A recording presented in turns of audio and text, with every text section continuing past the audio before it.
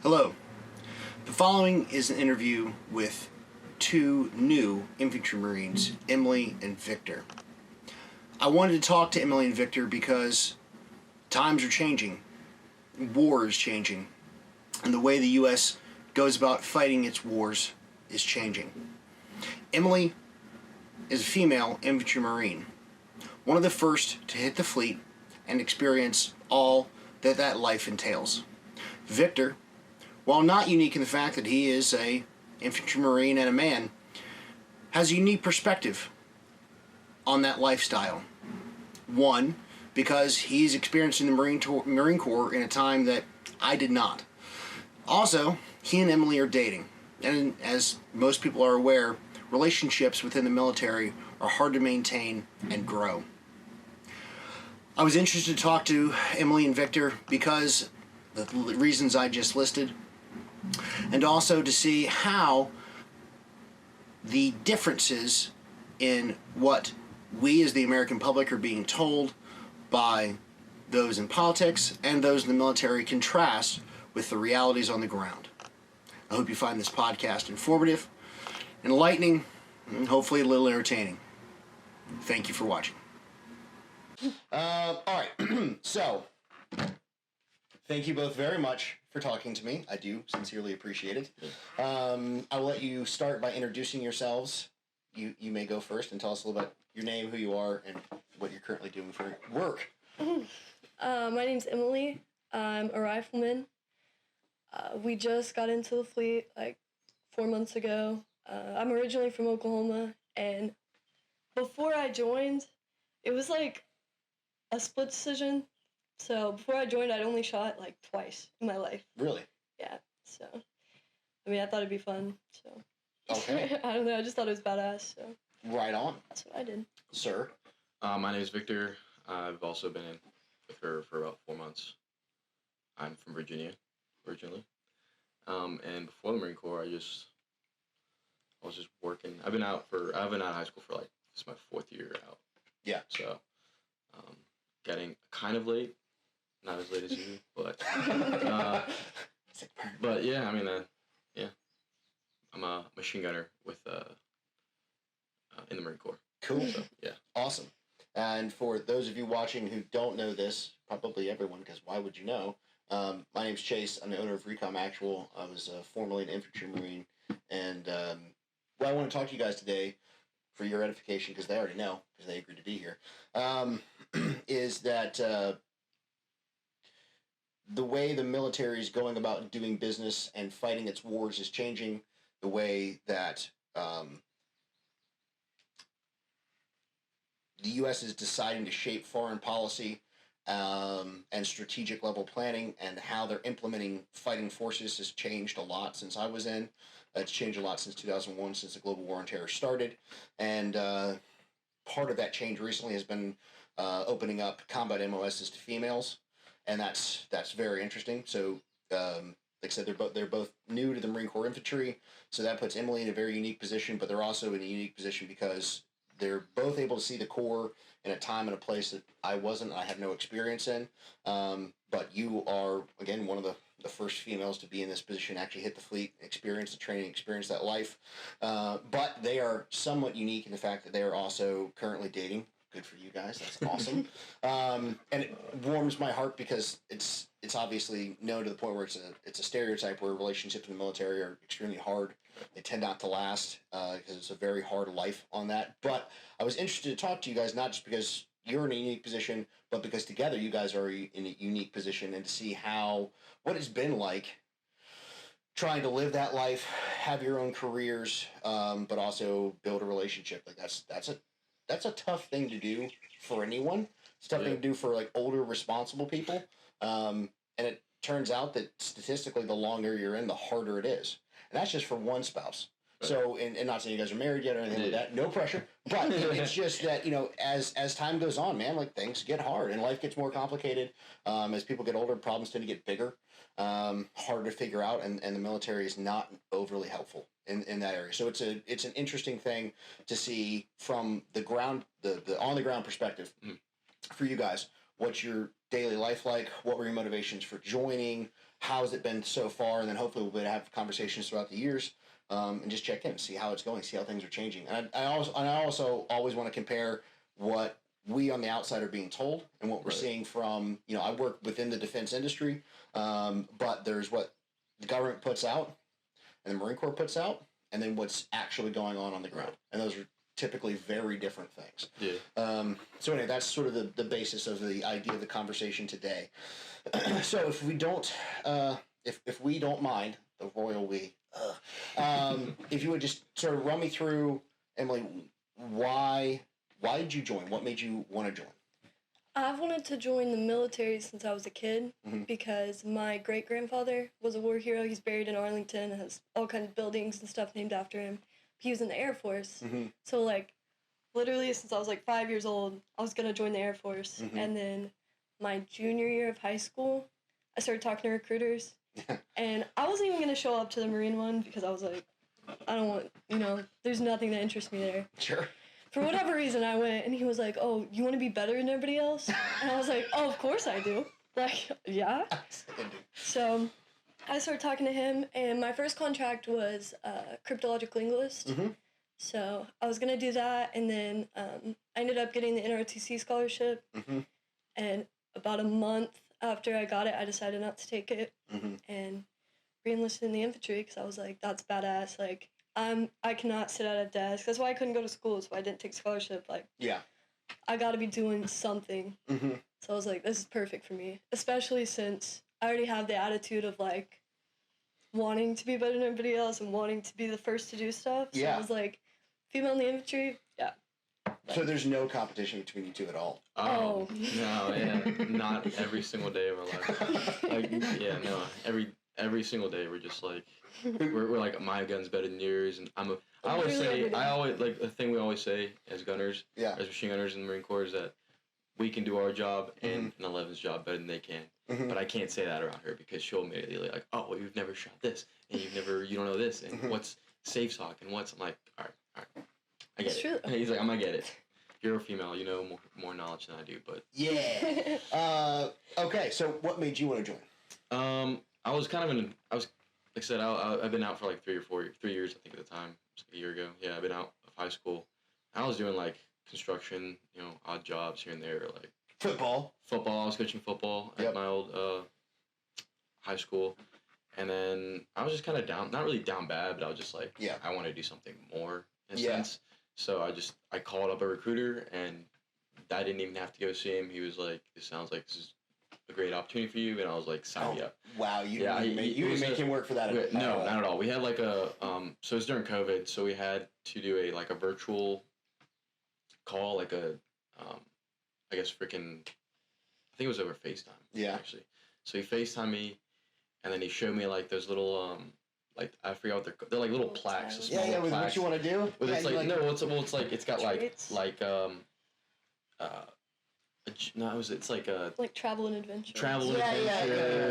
Athleticism. They use that on everybody. Yeah, and I was like, I'll choose these three. He's like, it sounds like this is what you want to do. And I was like, it sounds like what I want to do too. Sign me up. And literally not like 2 weeks later, I went to MEPS, got sworn in, and then like a month or two later, I shipped out. Spoiler alert, that no matter what you pick, they tell you that the Marine Corps is what you want to do. Yeah. But I mean, I didn't know that I wanted to do infantry. Yeah. I didn't really think about what I wanted to do. He didn't really talk to me about it. But you joined open contract? No. Oh. No. He opened up the book and he was like, go through the book, choose like 3 jobs that you think you'd be interested in. Yeah. I think one of them was tank crewman. Which that's not a thing anymore. Nope. And then another one was recon, and the last one was air supply. So he was like, you want to work in a warehouse for 4 years? And I was like, no. He's like, don't do air supply. Yeah. I was like, that's not what it sounds like. Don't do that. Yeah. And then he, we said recon. Now I took the ASVAB. I'm retarded, so I didn't get like the required ASVAB score for recon. So I was like, you know what? I'm already doing the hardest branch. Might as well do the hardest MOS. I just chose infantry, and then I dove in. You're a machine gun ASVAB waiver? No, I'm not. Because that is like the ultimate stereotype. No, I'm not a machine gun ASVAB waiver. I would have been a mortar waiver. I Oh guess. yeah. But yeah, no, it's You good at cards? If no, you can't be a mortarman. So no. And then I mean, I've kind of had. I'm not trying to take any thunder from you, but I've kind of had like a rough, like kind of a hard time getting my MOS. Yeah. Just because when I went to Delta, every time I asked, I was like, I want to be a machine gunner. They looked at me and they're like, we want somebody that's like taller than 5'11" or taller than like 5'5", and I was like, okay. And so I could keep going back. They asked for more machine gunners, and I keep coming back, and I'm like, I want to be a machine gunner. I want to be a machine gunner, and they're like, fuck off. We want somebody that's like 6'4", 270 pounds, like freaking, your typical freaking machine gunner. Yeah. And then finally we got dropped for COVID because, that still existed. Sure. And then I was like, I went up to because I was an alpha at the time, and I was like, I want to be a machine gunner. He's like, why do you want to be a machine gunner? And I was like, I was gonna make some bullshit up. Like, sure. Yeah. Like, this is why I should be a machine. I was like, I just want to be a machine gunner because I want to prove that the fucking guys at Delta that I could do it. And he was like, okay, that sounds. That sounds. Like, that's how hard it was actually. He was like, and I was like, and even after that, I was still like, shit, do I really want to be a fucking machine gunner? Because I picked up one of the 240s and I was like, that shit's fucking heavy. Yo, right? And then they called my name first to pick us to train to be machine gunners, and I was like, oh, I'm here now. Yeah. No going back. Yeah. So. Fair enough. Yep. All right. So this answer will almost certainly change for both of you over the course of your enlistment or however many enlistments you have. Probably never stops changing. But what expectations did you have of the job going in versus what you've seen now? The amount of time we're in garrison, probably. Mm-hmm. I mean, the whole reason I picked my job was because I thought it was badass and I wanted to like go do all this cool shit. Yeah. And I sit at the barracks and do knowledge or buddy rush and back and forth in the quad, like. Yeah, that's so much fun, right? Without guns, right? Oh yeah, no. Yeah. So you just like make noise with your mouth. Oh yeah. Yeah. Yeah. That's super high speed. Mm-hmm. Yeah. Mm-hmm. Yeah. We don't even wear kits. We just like buddy rush back and forth. But, right. Yeah. Yeah. I mean, I don't know. That was probably like the expectation I had that was not at all how it actually is. Yeah. But I mean, I guess you gotta have that too. It's gonna help me when we do go to the field and stuff. Or when we do deploy. Yeah. But yeah, I don't know. Just the amount of time in garrison is way more than I thought it was gonna be. Are you, and I know you guys have only been there 3 months, so this is not a totally fair question yet, but are you noticing any degree of autonomy at the squad or fire team level to go out and engage in training? Not necessarily drawing weapons or anything, but doing maybe slightly more job-specific training with your senior dudes on radios or fire team or squad SOPs or that, not just like literally World War I tactics, but something slightly more applicable to the job. Are you guys able to do that yet? Actually, yes. My seniors are really great with knowledge and everything. Like if they see this. No, the seniors in my squad, they're super great. Yeah. They've been awesome about that kind of stuff. And when we were in the field last week, we went over comms and like hands-on. They let us just mess around with the comm. And, yeah, they do that kind of stuff with us all the time. Okay. They'll like sit in the room and actually like step by step. Yeah. Tell us what we need to do, like SOPs and everything. Yeah. Interesting. So I mean, yeah. All right. I think it's squad dependent though. Sure. For of us, course. Yeah, that's a because- leadership thing. Yeah. It is. Yeah. Absolutely. What about you? What do you have for expectations versus reality? I'm definitely gonna agree with her. There's a lot. I didn't mess that up for you. No, you didn't. Because I definitely was like, "Hey, man, there's some cool stuff," and you were like, "No, I mean, you did. I mean, when I talked to you, you were one of the first, guys that I talked to that served before, and you did. I mean, a lot of the things we can still do. It's just you have to get there. You can't just jump in and be like, hey, I want to be freaking Marsoc, or hey, I want to do cool. Like you have to earn it, obviously. Just like anything in the Marine Corps, you have to earn it. But I mean, like we're in garrison a lot. Yeah. And at first, you're like, damn, like I'm just chilling. Like you're doing classes and there's AC and stuff. Then after a while, it's just like, damn. Like, what about we got to get out there and shoot some rounds down range and stuff, and which I love. It's like the best. Yeah. That's my job, especially as a machine gunner. Like it's awesome getting to shoot like fully auto every time, all the time. Sure. But I mean, besides that, the way that, and I will say this about my recruiter, he didn't, as much as he was like doing his job as a recruiter, like you have to recruit this kid, whatever. Right. He didn't really lie to me. He wasn't like, you're gonna get to, all these benefits and you're getting like a bonus. Like, no, he was just straight up like, dude, if you want to do infantry, it's gonna suck. It's gonna be the hardest.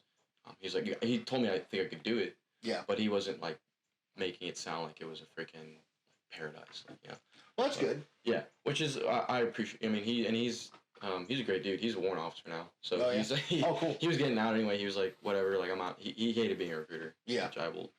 I definitely wouldn't want to be like an office job, but yeah. I mean, I can't really think of anything else. Pretty much everything I expected it, I've been getting out of it. Okay. And well, that's good. It hasn't been disappointing. That's important. Yeah. So, are you noticing anything at your squad or fire team level, or section level, where you guys are able to do something more applicable because of how little you're getting to actually go shoot? Is there anything that you're doing? Yeah. So my leadership is great. I love my seniors. You can't ask any more of them. They're always trying to find something for you to do. Yeah. They're not like, I feel like because every time we see the 11s, they're always out there. They're doing frag drills. Yeah. Or buddy rushing, and it's like we're doing like classes. We're reading warfighting right now. Yeah. So we're doing that, and then we're taking like defense classes, just how to be better in the defense, and we're doing like PT classes and nutritional classes and everything to kind of like connect you to not because you don't have to be like just physically fit, like mentally fit. I feel like that's a lot of what they're trying to push to in our leadership. Just because I mean, I feel our guys, they're not that. I mean, my seniors, they're not that. They haven't been in for like a super long time, so they understand. And they understand the young guys. They know that like when we're young and like we don't, we need to just like, be there mentally before we're there because we can do our job. Sure. There's not a whole lot to machine gunning. I'm not gonna say that it's like super easy, but I mean, at the end of the day, let's get the fucking gun up, Right. Yeah. So, but how many times a week do you do that? We a lot, but no, I mean everything that we can do, we've been trying to do outside the field. But every time we get the chance to go to the field, it's like. Do you guys think your field evolutions have been slowed down because of COVID? I wouldn't say that's changed. Yeah. I really wouldn't say that because, like, at the end of the day, you still have to train. Right. You can't just not train because the world is falling apart, and I feel like maybe in other branches, I'm not going to speak for them, but like maybe I feel like that's maybe from what I've heard from my friends that are on like other branches, they don't really do that as much. So one could make the argument that you have a potentially dangerous job, and so accepting some level of danger in order to train might be worth it. There's statement like it's dying down now, but before like we're taking precautions, wearing a mask in the chow hall, right, everywhere you go, every MCX, every time, all the time. Yeah. But now it's like.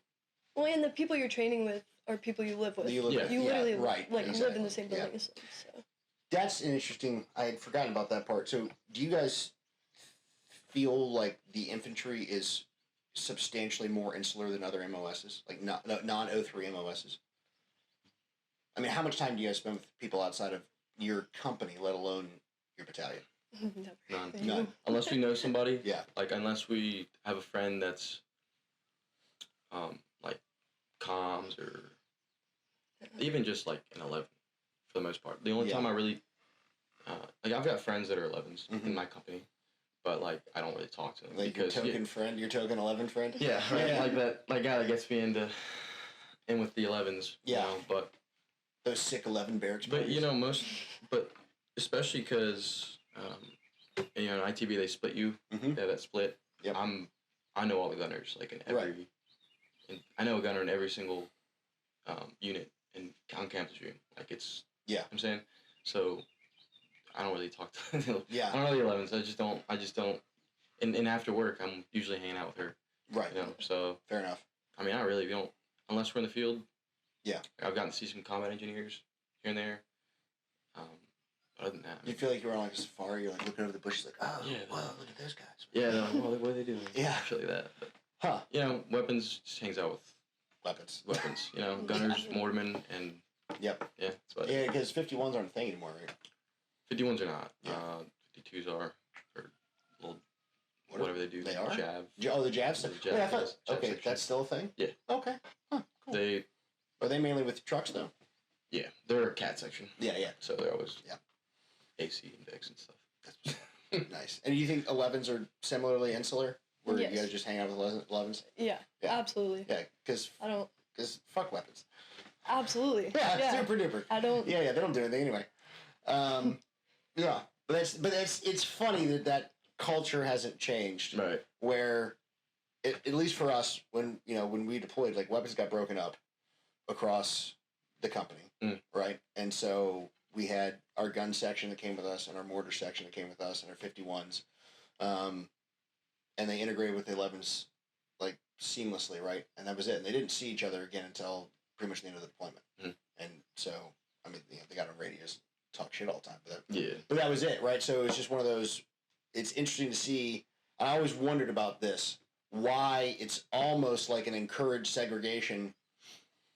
Well, but then when you deploy, it's just not. I mean, it's like the level of integration is there. And again, this is something we saw. Like during training, especially like when we go out to CACs and that kind of stuff. Like the integration was tight, and learning how to operate together, and learning SOPs, and learning pros and cons of weapon systems and how to employ them together, and basically that sort of larger scale, like actual like mobile warfare,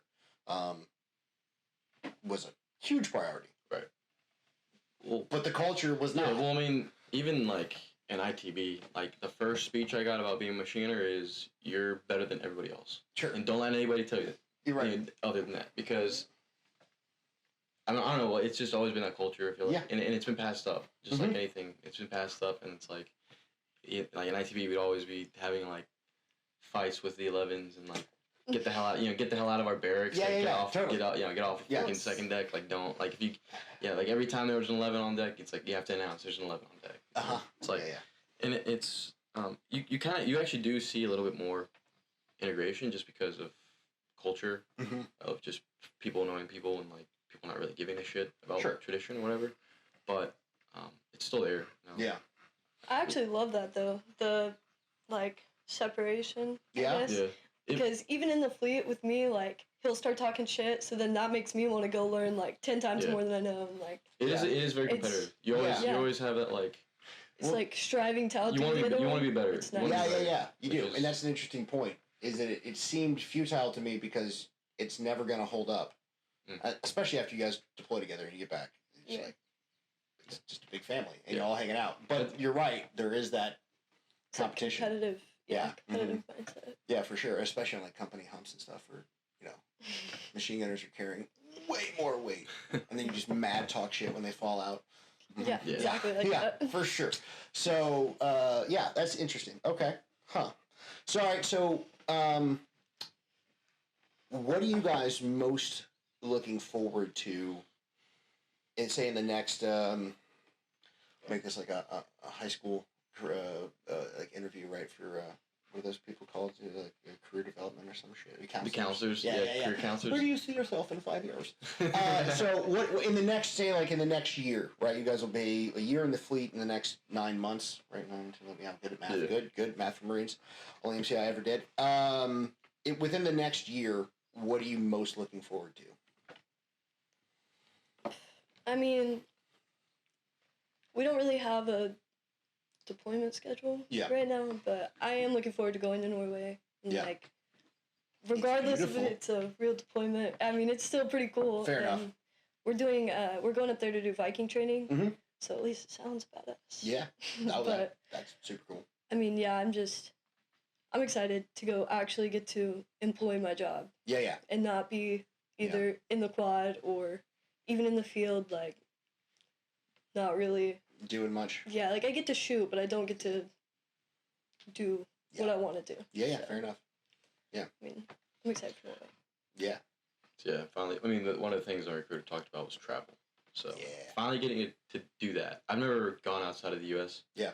So being on a ship sounds kind of shitty for like 6 to 9 months, but like then getting off the ship and being able to possibly do the possibility of being able to be in a combat zone. That's like, I mean, if you're not in the infantry, you're not you don't like that's not yeah. If you're not dreaming about that, that's like what what are you doing? That's because that's what we train for. So being able to do our job in a real life situation, that would be like, I think we're all, I know we're all ready.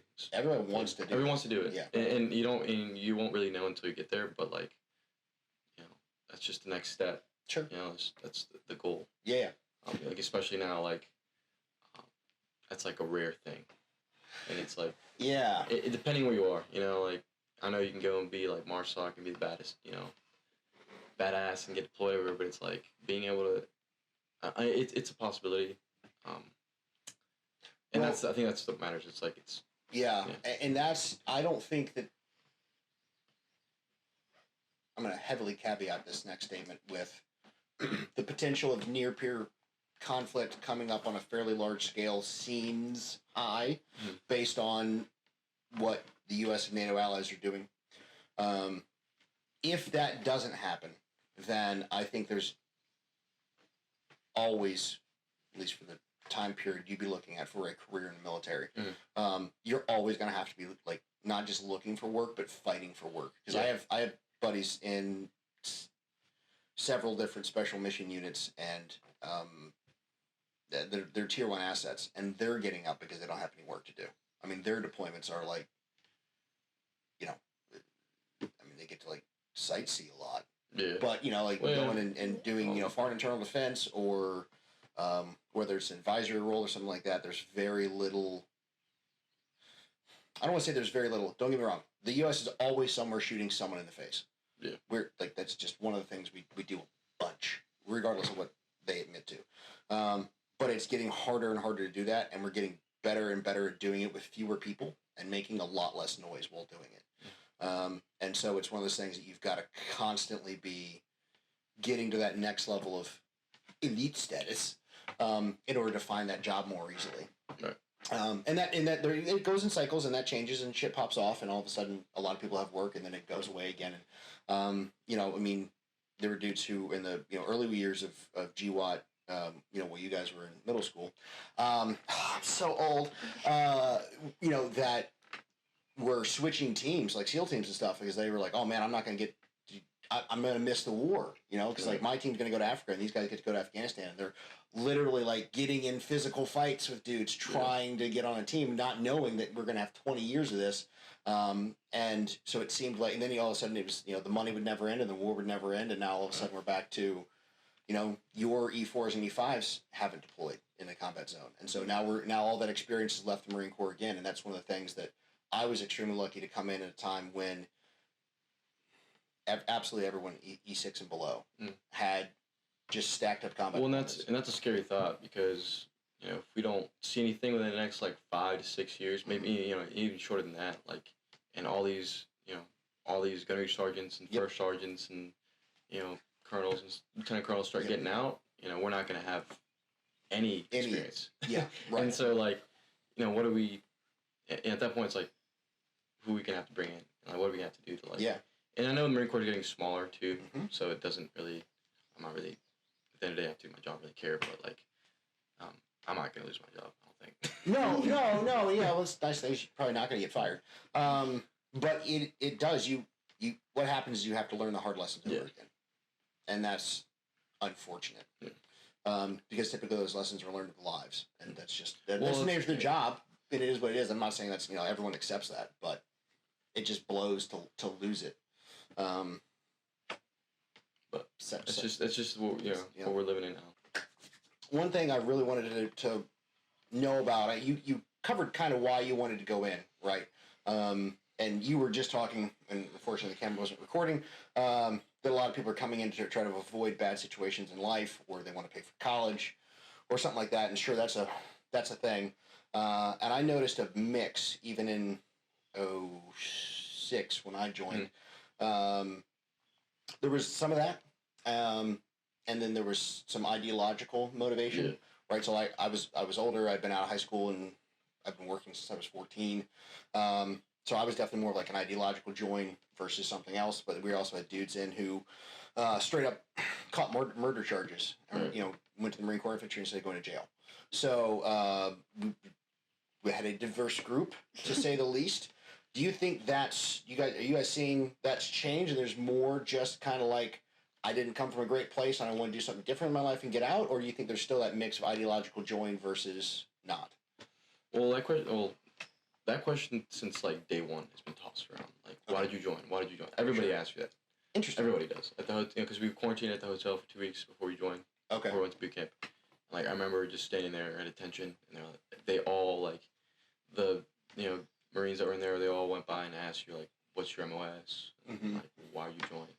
And you do hear a variety of answers, but a lot of it is just like, I feel like I heard a lot of, pay for college or, Mm-hmm.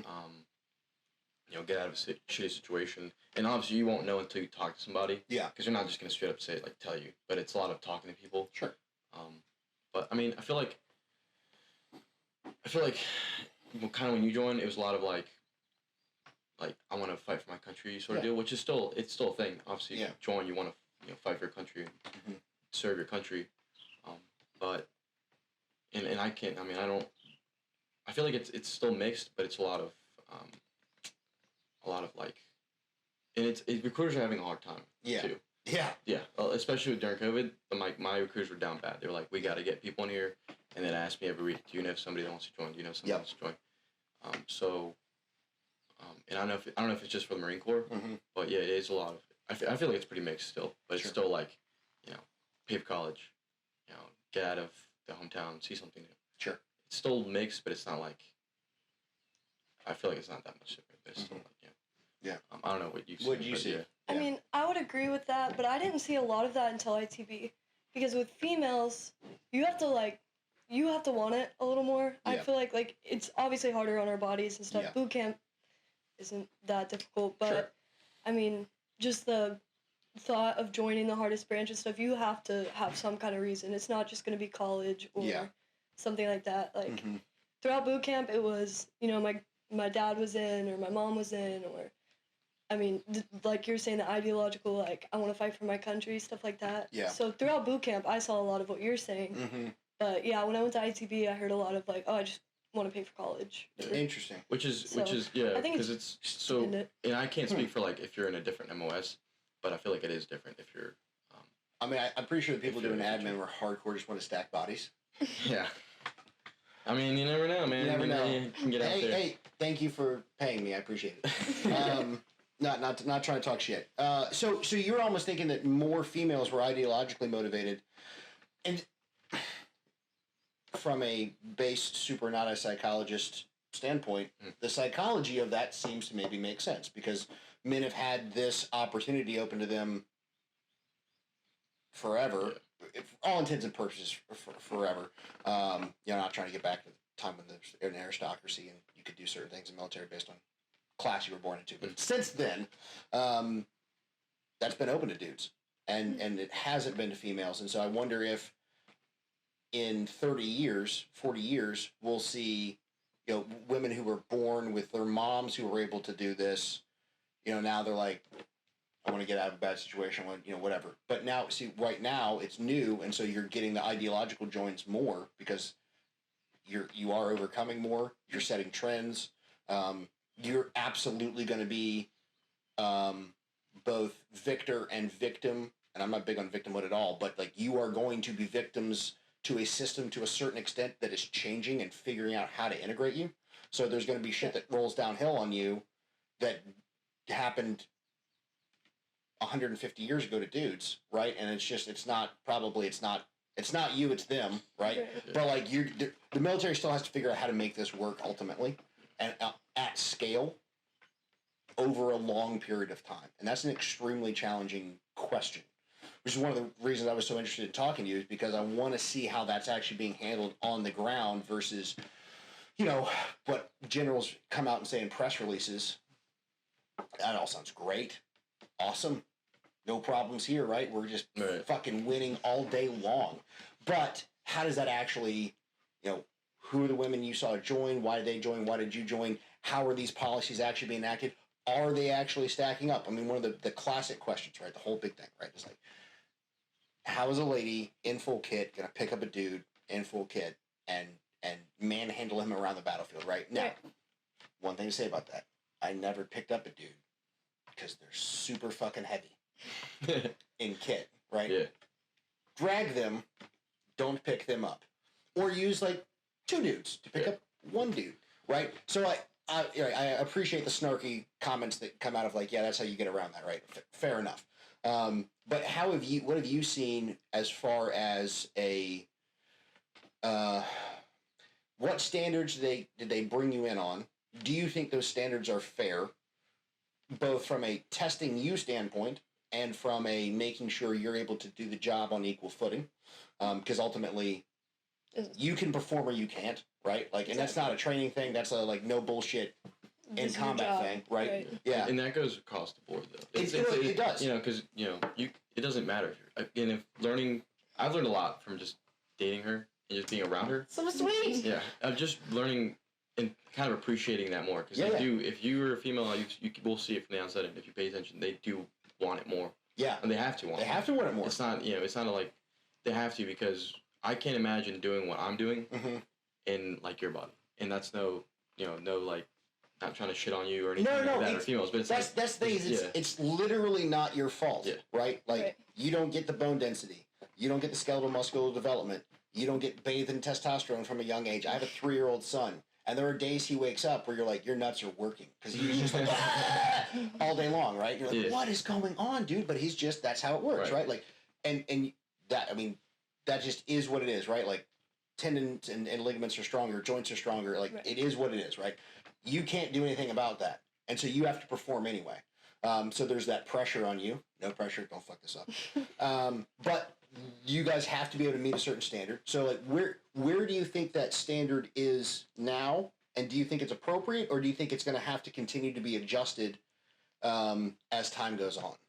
When I went through, I thought, it's a little easier than it should be. Not for females, just for infantry. Like the combat standards in boot camp are I don't even feel like I really had to try to meet those standards, even as a female. Physically or from a job skills? Physically, like I'm talking like PFT, CFT cut scores for infantry. And then so those are different for women and men right now in ITB. No. For they are for that's right. like jobs across the board. I was thinking about like PFT. Now that I'm in, I can run a PFT, and I still have the women's standards. I can still work with that. You're talking about like the during ITB kind of stuff. Through boot camp, to keep your contract, you have to do like the minimum pull-ups for women is 1. Oh, I didn't know that. The minimum pull-ups for combat MOS is 6.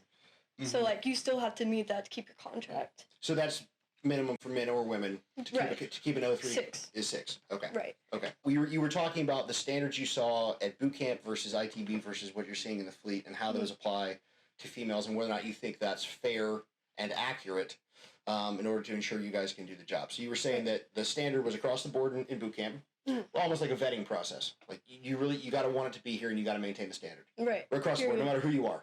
Exactly. Regardless of your genitalia. We had like 3 male PFT drops that couldn't meet the across the board standard. Oh, yeah. No shit. None of the females failed the PFT part. And again, it goes back to like they want it more. Yeah. And they expect that. I guess I don't know. I can't speak for them, but they might have expected to like get it handed to them. Sure. Because they were big dudes. They weren't like scrawny. They were big dudes. Yeah. That you'd expect them to That's not how it works. But I was talking about like for ITV, just like those standards. I thought they were at times they're harsh. Yeah. Like what were they? I don't. So like what was the first like infantry test we had to take? The MISPIS. MISPIS, yeah. So which isn't like the MISPIS. The MISPIS. MISPIS? Yeah. Yes, it's like Swiss Miss, but not Swiss Miss, but MISPIS. Okay. So so you have to get over a 5-foot wall with full kit rifle and a rifle. You have to do a buddy drag, like 25 meter to Yeah. It's 50 meters, it's like 25. You like up sprint and down. there, pick Yeah. up the buddy, and try the back. And then you have to be able to lift a Mark 19 over your head. And dummy's like 200 pounds, something like Yeah. that, for the Mhm. buddy drag. So it's not So- like. Not I terrible, mean that, but yeah, Right. but that's across the board. Like Yeah. even if you're female or male, you have to. Everybody has to do the same thing. And Yeah. and we had females that were like, I mean, they were tiny. The wall kicked my ass. Yeah. I'm not gonna But yeah, lie. that wall's a bitch. do they train you on how to get over More or less, they kind of just told They us do, but yeah. it? jump over the wall. Yeah. I mean, it was definitely more difficult for the females. I mean, regardless, because it's so heavy, and because we're like 3 inches taller than the wall. So, Yeah. I mean, it Yeah. had its struggles, but no, I mean, the misfits and stuff, that was completely fair in my opinion. Yeah. And especially in ITB, it doesn't get handed to you like people might expect. Mm-hmm. Like, in fact, I kind of felt like it was the opposite with that kind of stuff. Like, I'm not at all like talking shit or anything, but 90% of the people there don't think you should be there. So they're gonna Really, their they're gonna best. push you to they're gonna do their best to make you fail. Like, Yeah. Retention rate is Sure. Yeah. out of like 5 females. I went to ITB with like 7 when Delta and Alpha, Mm-hmm. and 3 of us made it. So Really? yeah, 7 or 8. Yeah, 3 of us made it. So Do you think that's, from what you've seen across the board, that's like what, a 60% attrition or 65% attrition? Yeah. Something like that. Is that what you're seeing for females? Because I know that's I not the mean- case for males at all. No, males, it's if you don't want to be there, it like at infantry, your best option, like your best time to get out is like Yeah. ITV. Yeah. That is your prime, like, Yeah. and you do see it. I'm not gonna talk like I said. I'm not gonna talk shit about it here. Sure. Talk and then, but you do see it like in they'll fall out of like a 10K or 15K, Yeah, yeah. which is it's not ridiculously hard. It's No. really not. But if you want to get out like of the infantry, then that's your prime Right. time, and I feel like anybody can do it. I will If say, if you're there, Yeah. if you're there, Yeah. If you not like after boot camp, and if you're infantry on contract, you already met the standards. If you're there, you Yeah. can do it. You should be Yeah. able to do it Mhm. at least. For sure. I will say it's more, you have more to lose Mhm. if you're a female falling out of that kind of stuff. Because Yeah. even if I wanted to get out of the infantry and I was like, I'll just fail the 20K, it's like, it's not because, I don't know how to explain it. I didn't fail because I'm weak. I failed because I'm a female. So that kind of fucks over, like, the rest of the females that are come through. But that, I mean, obviously that's just bullshit. I mean, yes, but that's the mindset it's not that the people are same, going to like, if have. it- So like, when if- you're hiking, you're like, if I fail this, I'm failing every female. Like, Sure. Yeah. So you're carrying that torch exactly. way more than the dude. The dude failed because he failed. He failed because he couldn't. Yeah. Because in what's his excuse? You know, Right. like Yeah. He failed but because like, he's weak. but it's not even that Yeah. But- having an excuse. It's just like no one's gonna say anything. Like, No. oh man, and everybody. It's like, yeah, this shit's kind of hard anyway. But when you fail, it's everyone's It's like, looking oh, at you it's like, like, oh, of she's course a she female. did. It's like, oh, Of course she's she a did. female. Exactly. Yeah, right. Exactly like Mhm. that. And then if you factor in like we were talking earlier, if you factor in going into the fleet, I mean, I'm the only female in my company that's not on light duty. How many females are in your company? We have 3 right now. Okay. So out of approximately 300 Marines, there are 3 of you. Yes. One of them just showed up last week, Mm-hmm. and yeah, it was just me and my roommate for a while. My roommate's Are all the Going to females Cali. 11s? yes. Okay. She just the one that just got here. She's a corporal. She just got out of SF. Mhm. So, I mean, What, do you know what she was doing? she was in a fast team. She was the first Okay. female in a fast team. Yeah, Interesting. She's a Okay. badass, 100%. Right on. So hers, I wouldn't really count that, but Mhm. I mean, a majority of the females that I went to ITB with that passed through, Mm-hmm. there's, yeah, they are already going to BAS, and like, It fucks you up. oh yeah, 100%. So do you think that that's a training? So as someone who got out of the military and then immediately went back into training because I saw a ton of holes in training, and I was like, we killed people and people died who didn't need to on both sides because of a lack of training, right? Not because of shitty people, not because of bad leadership. Yeah, intel fails sometimes, but like, no, this was training and a lack of just ignorance, right? Like, and that's not, I am not casting dispersions on anyone. It is what it is. But I was like, if I can fix that, I want to in any small way, right?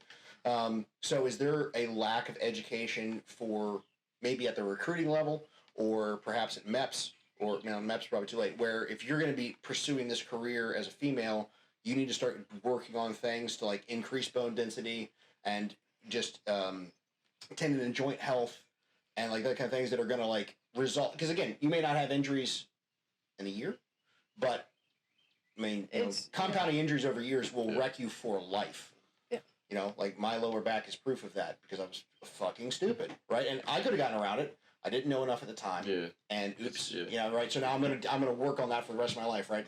Because when I got out there, like, you're not gonna walk at 50. I was like, neat, right? And I'm like, well, fuck that noise, right? I'm definitely gonna walk at 50, but I got to do all these things in order to make sure I'm trying to stay healthy and keep my back healthy and all that bullshit. So, are you getting any of that now? Or, you know, they talked about like supplement regimens and exercise regimens and dietary regimens in order to make sure you guys are like maximizing your potential performance? I would say, so you're talking about the recruiting level up. So yeah, when it came to everything up until the end of boot camp, we'll go from there. Mm-hmm. It was never, they never talked about that kind of stuff. It was always like, you don't want to do this. Like, everybody was trying to talk me out of it up until I graduated boot camp. Like, everyone tried to talk me out of it. My recruiter, it took me months to talk my recruiter into giving me an infantry contract. Really? Like, 6 months, probably.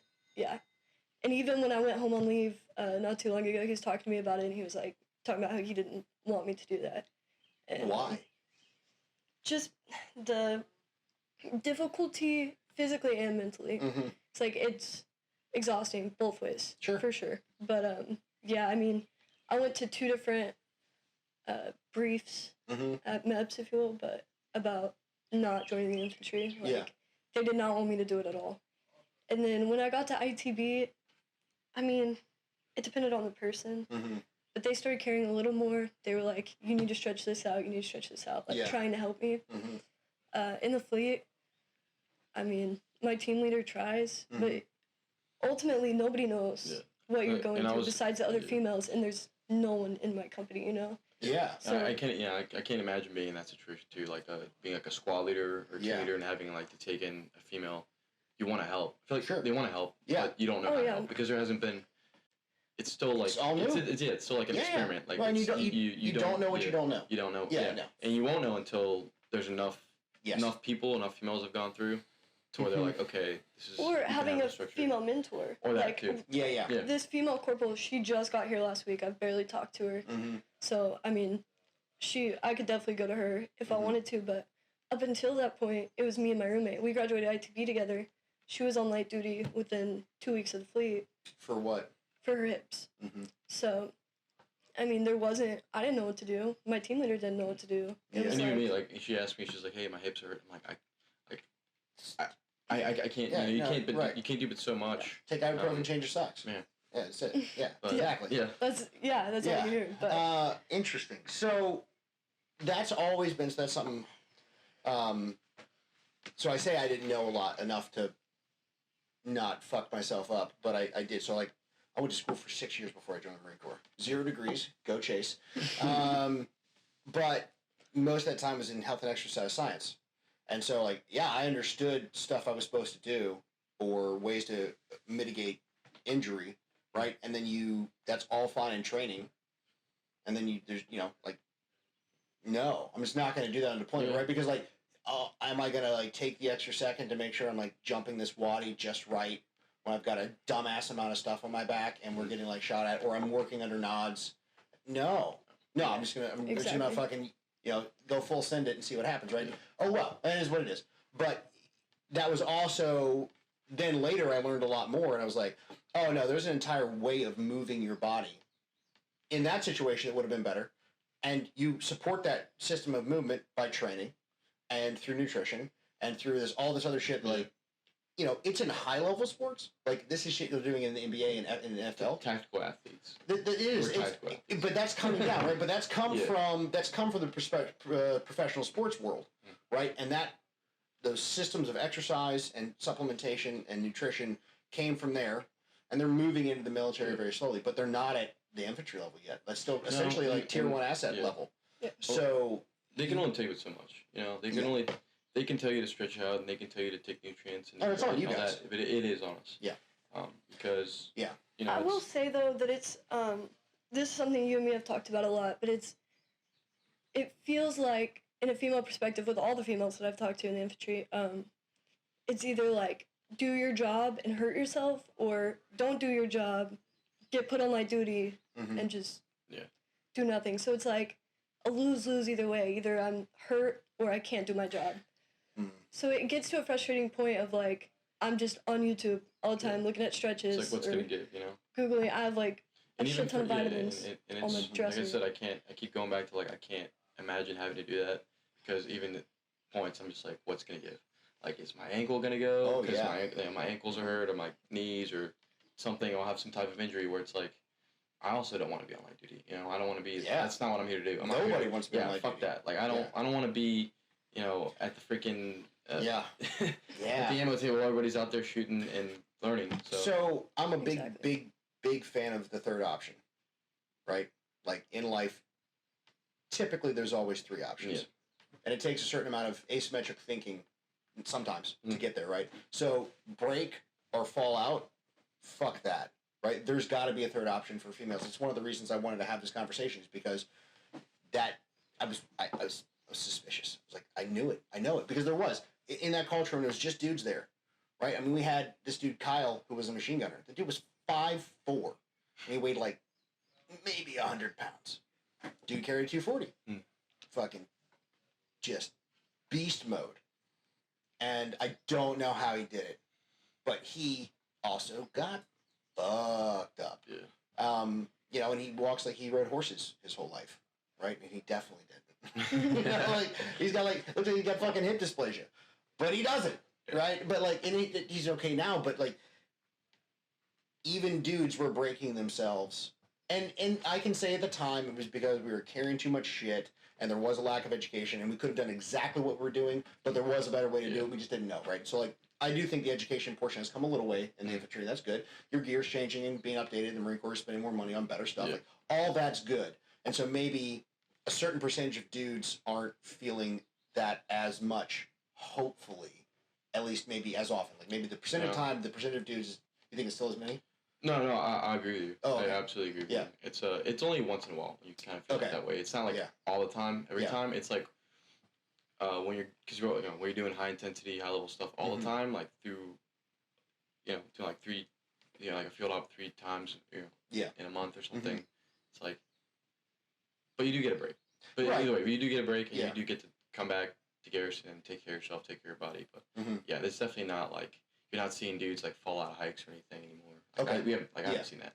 You're not seeing people break down and like. Yeah, that's good. But then it puts you guys in the same situation, where you're like, nope, that's not acceptable, because that shouldn't be the goal of training. So you've talked about people who didn't think you should be there and then wanted you to quit, right? That's not necessarily good leadership. Once you've gone through the vetting process and you've established the mental, emotional, moral, and physical requirements, like, no, they actually really do want to be here and they should be here. They have the whatever X factors we've identified as the criteria. Then the goal of leadership should shift. It's no longer vetting. It should be support. I would say that's been the hardest part for me. I mean, obviously physical, my body hurts, of course, but the hardest part... Yeah. The hardest part for me has been even my peer group. I can't even tell you how many times I've heard, I mean, I don't think you belong in the infantry, but I hope you do okay. Or even at ITB, somebody told me that they hope they never fight with me because they wouldn't want a woman on the battlefield. And it's like, you hear that shit all the time from higher-ups, from your peers, like people standing next to you doing the same exact shit you are. Are they giving you a why? I feel like I know why. It's probably because a lot of the guys that I work with, they're young. Yeah. They're young. We just come out of high school. Sure. Don't know anything besides the Marine Corps. Like, whatever. But, like... We had a saying for that back then. It was young, dumb, and full of cum. Yeah. It just hasn't changed. Okay. It hasn't changed. And you don't want... I feel like they don't want to be showed up by a girl. They don't want to be showed up by a female. So they don't take that as a reason to do better? No, they automatically like are like, no, like you don't belong here, and I'm gonna tell you that you don't belong here, and hopefully that'll like ruin your fucking day or something. No, that's honestly how it is. That is how it is. That's and honestly it's like, how it is. That's so. And I've never been like that. I'm like, because I've I've always been like that underdog, like the Yeah, small yeah. kid that like has always been told he can't do whatever. For sure. And it's like no, dude. Like if somebody tells me that, I'm just like, cool. Like, see you, in training. Like, Yeah, fuck right, yourself, yeah. whatever. Yeah. But no, like you don't. And I was like that kind of when I was younger. Like you don't want a female to show you up. Like, fuck that. You don't want like your buddies to be like, dude, like that she shot better than you. Yeah, like, dude, she's freaking hitting all targets. You're over here fucking shooting duds. Like, what's going on? Yeah. Even like and anything, running, pull like literally anything. You don't want to be, and you know how the Marine Corps is. Yeah. Like we want to be the best. Right. Yeah. But as soon as you add in that factor of like a possible threat that you don't, you know what I'm saying? It's like an unquantifiable threat. So you didn't account for that. Yeah. And I'm gonna make sure I'm gonna mentally, try to fuck you over. But And it and was that's just all how- the yeah. time, And especially in ITV. It was constant. you don't see that Constantly. until you get to hang out. Like, just hang out with her, just being around her. You it's just the vibe is different. So does that make you want to just absolutely like just crush ass all the time? I mean, yeah, it was hard at first. So we were in Delta Company first, and then we got dropped for COVID, so we were in quarantine for a while. But my roommate that I was in quarantine with obviously had been through the same shit that I had. We went through boot camp together, everything. And she had a really hard time with it, and hers kind of, it affected her a lot. She was done. Yeah. She didn't want to be in it anymore because people were constantly, telling her she didn't belong there. They didn't want her there. So, I mean, I think it depends on the person. Like I said, you really have to want it to be a female, not just physically, but, mentally, emotionally, because it fucks with you a lot. That's a lot of negativity. Even once you get into the fleet, it's like, I don't think you belong here, but, hope you don't die. Yeah. Oh, thanks. Yeah, And- it's exactly yeah. like bro. that. You have to It's have exactly like it's that. hard to. I can't. As a young Marine, younger Marine, I can't imagine. You don't have that level of thought of like at the end of the day, it's not just a job, but it's a job. You're going to work, and these are your coworkers. Like it's different, but it's not. You know what I'm saying? Right. That's a useful framework. If it helps. Yeah. Well, I tell that to guys that that'll be like, damn, I fucking hate this. Like I don't want to do this shit, and they're like, why am I here? I'm like, dude, it's just a job, man. Like, because to us, it is just a job. If you go to talk to a civilian or something, and they're like, wow, I'm like, no, it's just this is what I do for work. It's no different than you go into your freaking 9 to 5. Sure. It is different, but it's not. At the end of the day, right now at least, because we're not really doing anything it's super crazy. The analogy is closer. And I feel like it helps a lot of dudes kind of just get through okay, I'm here and I can be here. I have to be here for 3 years, 5 years, or 4 years, whatever. But they kind of make it up to be more than what it is. Yeah. Which I'm just like, So that's like I said, that's a useful framework for checking the box, like going to work every day. But it's not that's not a supremely useful framework for excellence. Right. Because it makes you want to just all right, I'm gonna show up, and then, do the job. And there's more to that, you can just go to work and do your job, and a lot of guys do that. Yeah. Sure. There are guys that just the majority of humans do that. Well, and it's just it's human. You can't stop that. Yeah. And guys just show up I'm just waiting for my 3 years to fly by. Yeah. Or you can go to work and want to learn and not want to be a shitty person and because we do have I have females too in my unit. I feel like they do get treated differently in my unit just because our leadership is a little bit more. I don't know. It's hard to explain. It's more like, but there's a higher morale. There's a higher morale. Yeah. No, but we don't really have time to fuck around and you don't see that. You really don't see that in my unit. But you should transfer. Yeah. Yeah.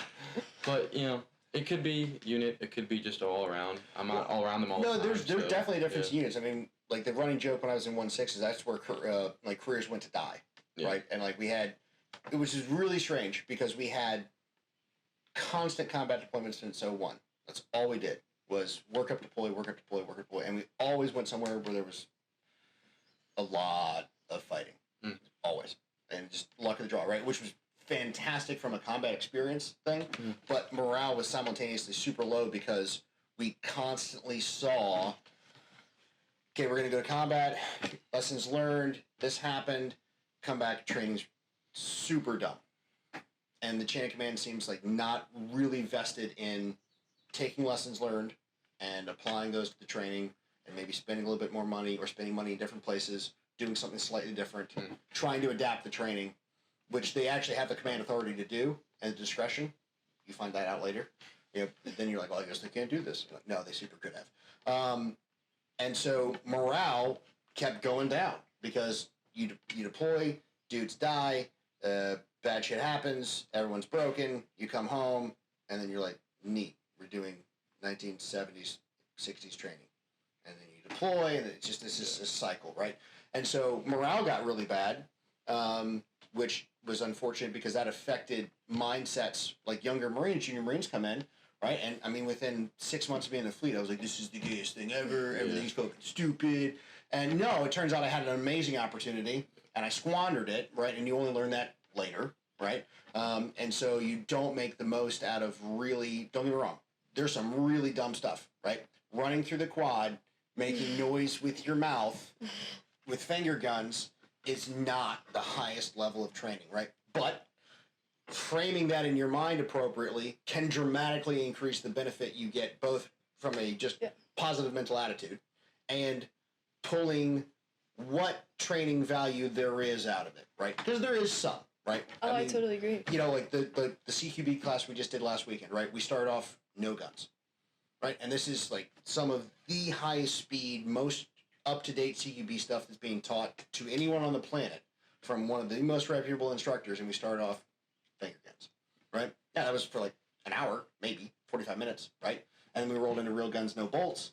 But like, there's a time and a place for all these things, right? But I think there's a big onus of responsibility on leadership to explain that to you now, right? Like, hey, you're doing something that makes you look like you got problems, right? Like you're gonna look real dumb, right? But here's why, right? And here's what I want you to get out of this. And then I want you to come back to me and tell me what did and didn't work, you know, those kind of things. And this is stuff you learn. I learned at least after the fact. But it's morale's a huge thing. So it's interesting to see like what you're talking about. You're having to deal with. You're saying morale's better in your unit, and it's just like, man, that's it goes back to the point I was making earlier. Where like, there's got to be a third option.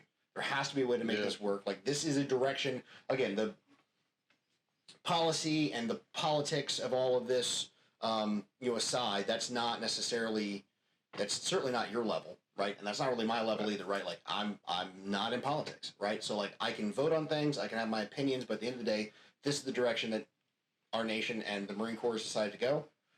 So it's our responsibility to make it work as best as possible. And it doesn't seem like that's necessarily happening, despite potentially the best of intentions at higher echelons.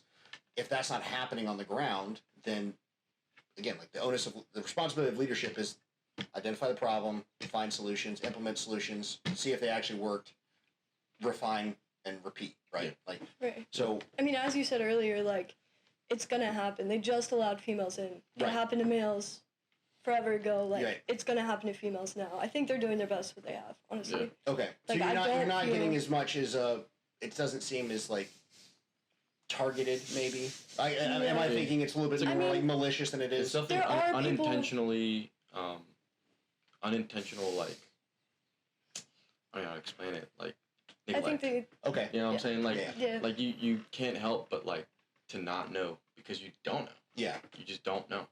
I mean, there are the malicious, like, I don't want you to be here, I'm gonna make you fail. I mean, there have been a few people like that I felt like have done that to me, but a majority of it is just like them not knowing what to do. Like my team leader, like, he doesn't know how to help me, but he does his best. I mean, he'll sit there with me while I YouTube or, look stuff up, and he'll put his input in on it. Like, I think they're doing their best. Okay. But that's good to hear, because I was thinking it was a little bit more malicious than that. And as long as that's not the case, then there's the opportunity for improvement. As long as someone's not actively trying to keep it down. Yeah. We won't know until... Yeah, dude, longitudinal studies are 20 years, right? So we're really going to have great data on this 20, 30 years from now. Yeah. Well, no. That sucks for you. Sorry, but thanks. That's hard. Okay, so what? I know we should wrap this up and go shoot guns for sure. But what do you want to? I know you talked about where you guys see yourself in 5 years. What are you looking forward to? But what are you hoping to get out of the Marine Corps now? And again, like I said, hopefully we'll get to talk to you guys another year or so. But like right now, looking forward, whenever you leave the Marine Corps, whether it's the end of one enlistment or 30 years, what are you hoping to walk away from with, like, as an experience? I mean, I feel like I'm living mine right now. Like, just it's hard, you know? Like, I feel like it's changed me a lot as a person in, like, a good way. Yeah. But, yeah, I mean, I don't know. I'm living mine, like I said. Yeah. Just the constant, like, I'm every single day having to push myself a little bit harder, a little bit harder, a little bit harder. So, honestly, I don't know, because I feel like if I left right now, I'd be satisfied with what I gained. Because I'm just, like, every day, it's just something new. That's awesome. So, okay. It's really built me as a person, especially being, you know, the only female that's physically training right now in my company. And yeah. I mean, wow. It's worked on me a lot. So. Awesome. Hey, no pressure following that answer. No, I also agree with that. This is what I want to do. Yeah. Right now.